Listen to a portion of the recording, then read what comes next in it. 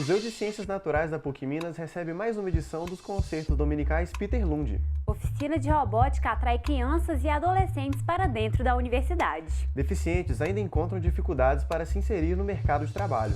Conheça a geração que nasceu conectada e não desgruda das redes sociais. Confira essas e outras informações.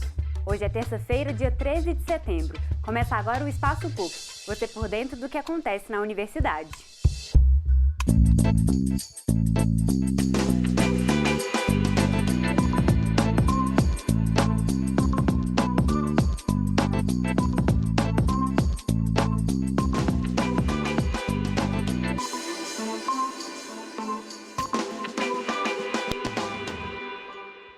Chega o fim de semana, a hora do descanso merecido e de repente você ouve aquela música no fundo.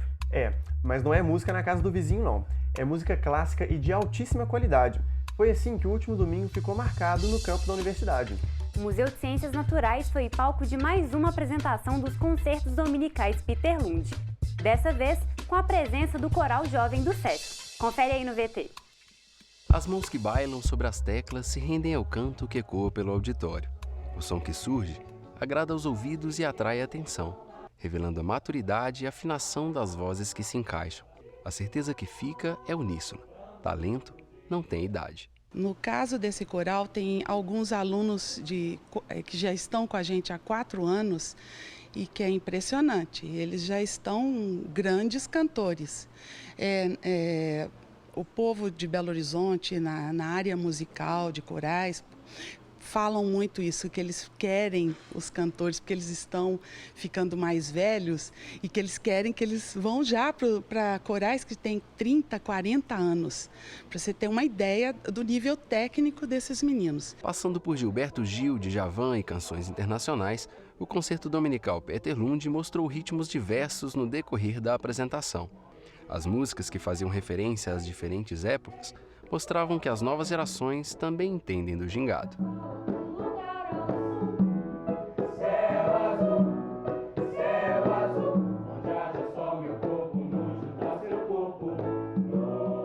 Formado por jovens de 10 a 18 anos, o coral foi criado em 2012 por meio de uma parceria com o SESC, Serviço Social do Comércio, e utiliza a música como fonte de transformação social, cultural e artística. Quem entende a oportunidade que tem, reconhece os elementos que fazem da própria experiência uma nova composição. Não é só brincadeira, que não é só abrir a boca e cantar, porque a partir do momento que você entende que isso aqui é uma coisa séria, que você está aqui porque você é um artista, então você passa a ver as coisas de outra forma. Você tem uma responsabilidade com os seus colegas do coral, que você não pode deixar eles na mão, que você tem uma responsabilidade com a sua maestrina, então muda tudo, muda muito a sua visão também do que é certo, que é errado. Nosso país é um país que precisa muito de projetos como esse, porque se você for pensar na população de 200 milhões de habitantes, você tem que ter muitos projetos sociais. Para Isabela Pavan, pianista que acompanha o grupo desde sua formação inicial, o tom não podia ser outro. A musicalidade pode trazer a sintonia perfeita entre esses jovens e a vida. Impressionante, né? A gente vê uma evolução em todos os sentidos, tanto no sentido musical quanto no sentido de comportamento, a questão do cuidado com si próprio, cuidado com os outros, a interação com os outros, comportamento, assiduidade, até a questão mesmo de higiene pessoal, a questão do cuidado com o corpo, por exemplo, que no coral a gente trabalha muito com a voz, né? Então ele aprende a cuidar da própria voz, para não machucar, não ficar rouco. É muito legal, que são várias coisas que a gente percebe essa grande melhora mesmo. Diante do encantamento pela apresentação, o sentimento que fica no público não pode ser expressado de nenhuma outra forma que não seja um belo e sonoro reconhecimento. Para os jovens, decidir qual carreira seguir no futuro é uma decisão muito difícil. Alguns, desde cedo, já imaginam o que querem ser, mas outros nem fazem ideia. Cursos que oferecem uma experiência em áreas de possível atuação podem auxiliar bastante nessa decisão. Essa é uma das propostas do curso de robótica oferecido para crianças e adolescentes no projeto Vila Fátima, em Ribeirão das Neves. Confira mais detalhes no VT produzido pelo Laboratório de Vídeo da Unidade São Gabriel.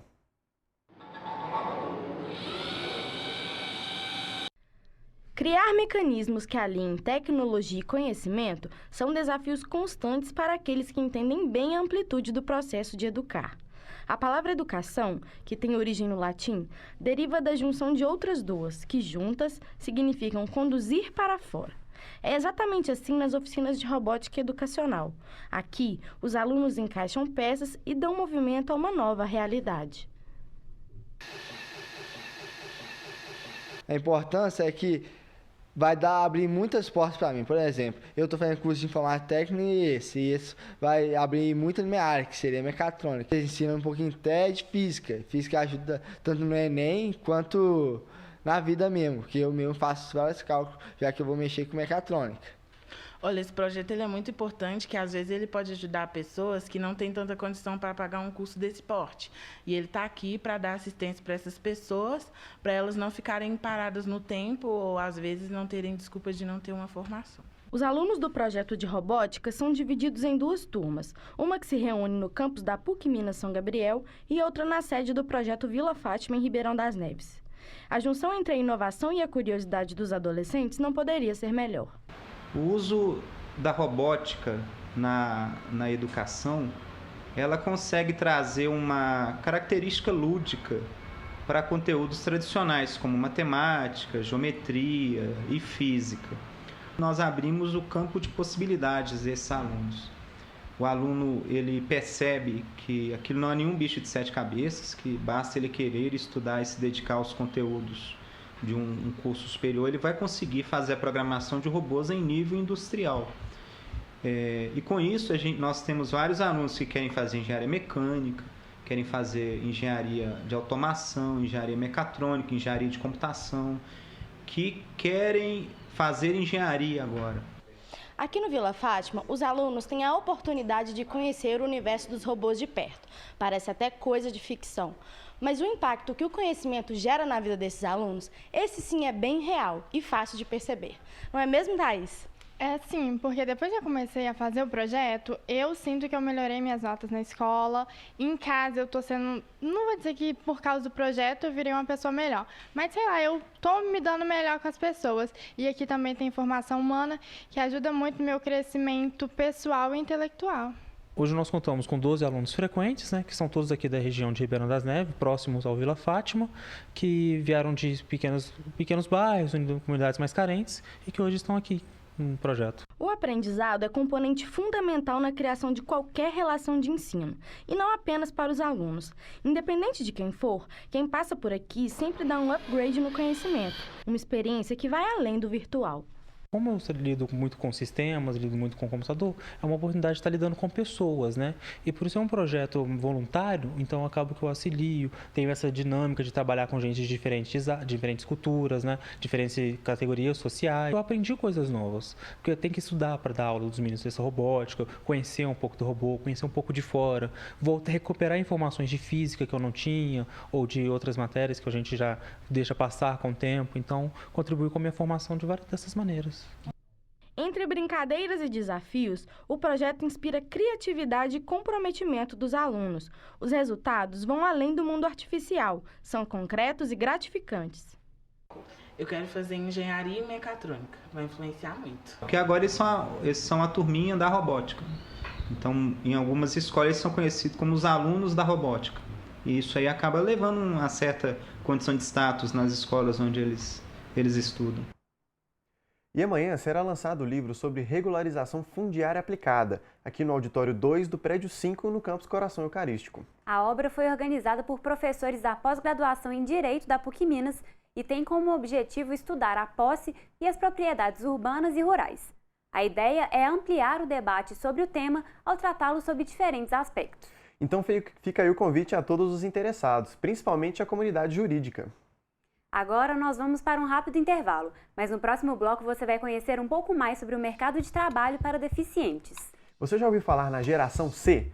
Vamos também mostrar um pouco mais sobre essa geração que já nasceu conectada. Mas antes você confere mais uma história no hashtag na PUC Minas. Não saia daí!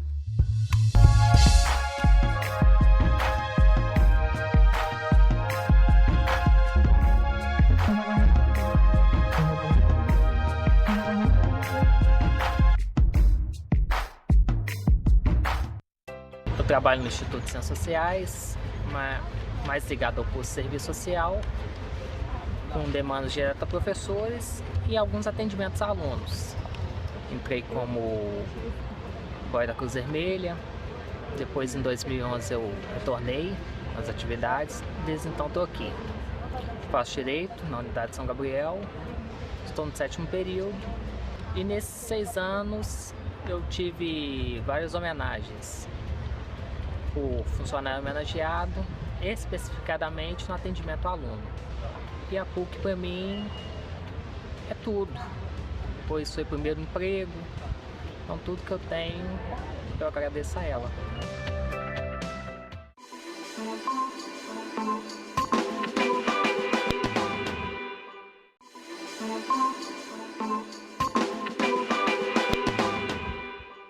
O Espaço PUC está de volta. Inserir-se no mercado de trabalho pode ser algo muito difícil, principalmente pela falta de oportunidades. Quando o candidato é deficiente físico, o desafio é ainda maior. Pessoas capacitadas, mas que possuem certas limitações físicas, às vezes ficam para trás em um processo seletivo apenas por apresentarem uma deficiência. Pois é, Giovana, infelizmente isso é uma realidade, mas existem instituições que trabalham para auxiliar essas pessoas. E a repórter Ana Paula Pimenta fez uma reportagem falando mais sobre o assunto. Dá só uma olhada.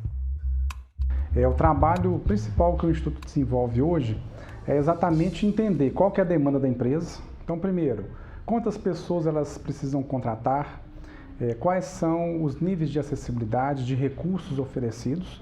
Então, as empresas acabam buscando no Instituto uma alternativa para encontrar caminhos para essa inclusão. Nós contratamos o Instituto veio e fez todo aquele trabalho prévio.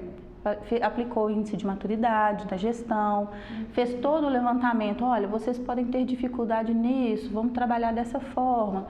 Fechamos o contrato com o Instituto e eles vieram nos dando o caminho das pedras, digamos assim. Enquanto RH, eu percebo que é muito melhor termos alguém especializado ajudando do que fazer isso sozinho, de fato.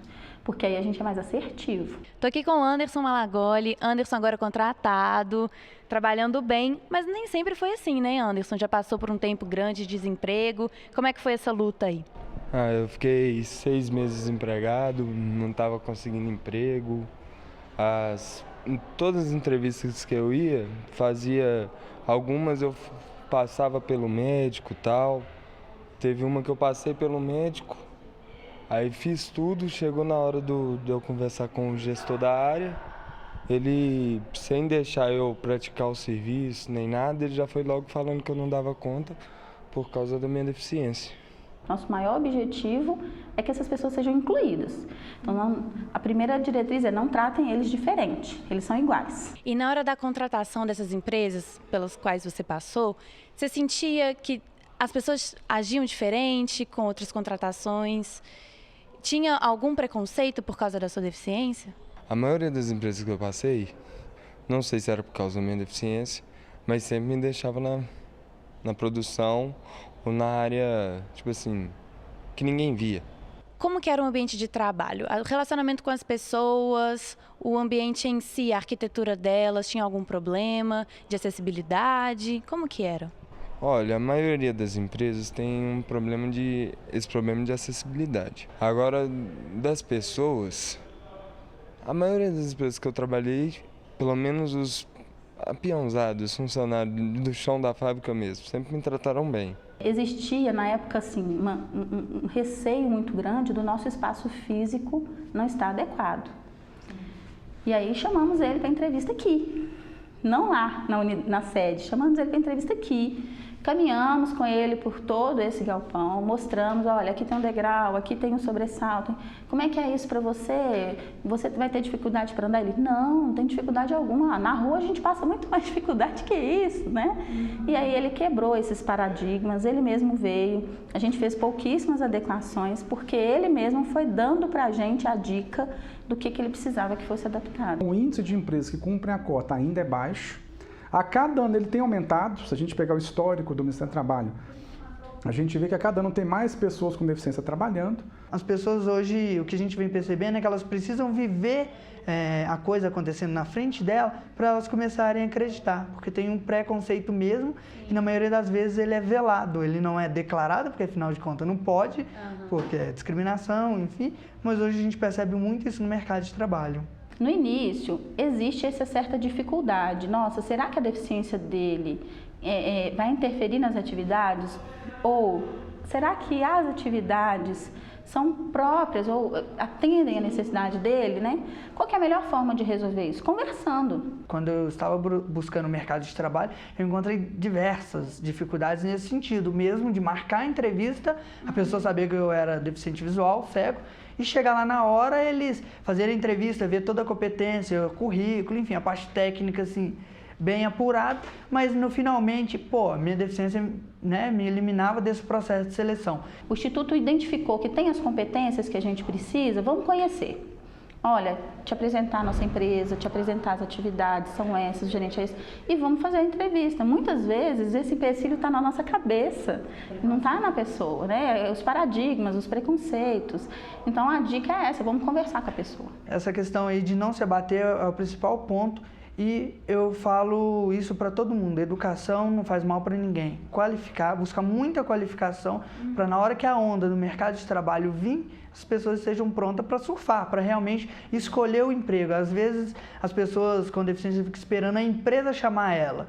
E eu acho que a gente tem que pensar um pouquinho diferente também no sentido de eu vou escolher o meu emprego, eu escolho onde eu trabalho. Você tem alguma dica, alguma mensagem para alguém que está desempregado, está tentando aí?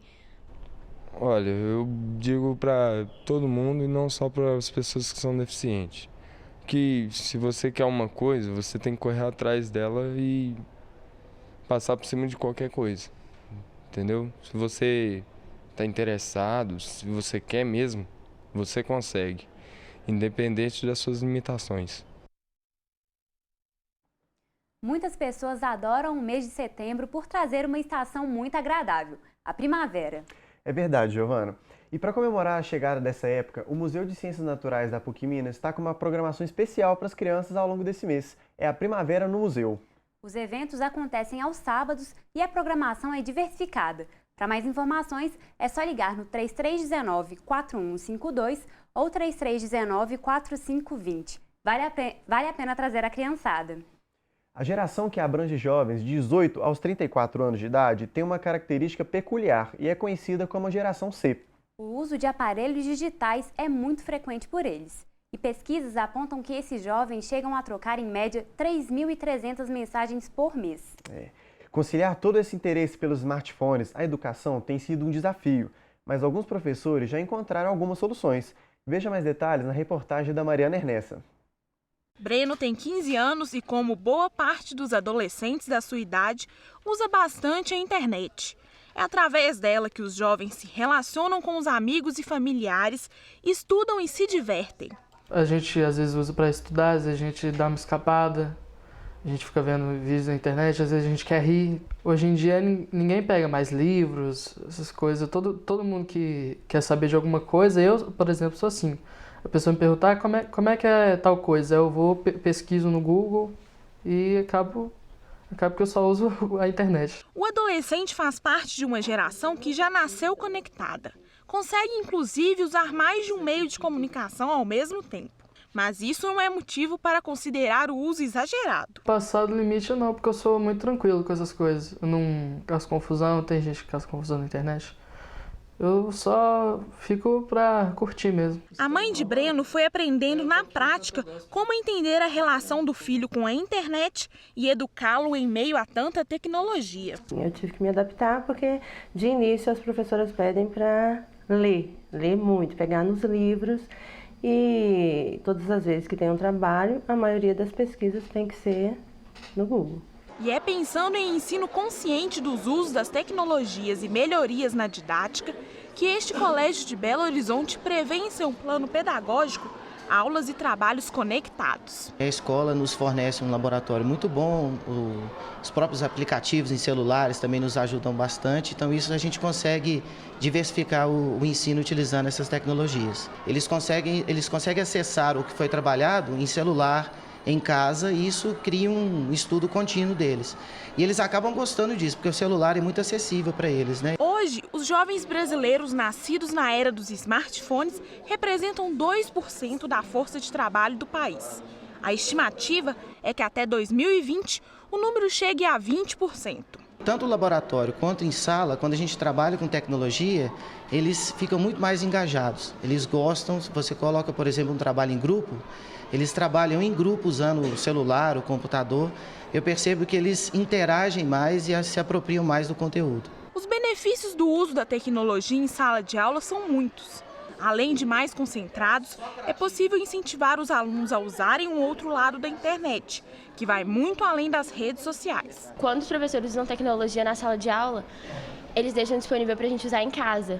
E a gente podendo acessar isso, não só em casa, mas no celular ou em qualquer lugar, eu acho isso muito bom para o nosso estudo. A gente tem mais liberdade assim, de acessar os exercícios e a matéria e com certeza a gente aprende mais rápido e melhor. Os alunos, eles acessam muito mais o material e alguns aplicativos eu consigo monitorar esse acesso. Então eu percebo um universo acima de 80% de acesso e isso mostra que estamos num caminho, que é o caminho de aprimorar essas tecnologias para eles poderem se engajar ainda mais nos estudos. Bom, e o Espaço PUC de hoje fica por aqui. Você tem alguma sugestão ou comentário? É só enviar para o nosso e-mail, espaçopuc@pucminas.br, e confira também as nossas redes sociais. Amanhã a gente volta às 4h30 da tarde pela PUC TV e TV Horizonte. Muito obrigado pela companhia e até lá. Tchau!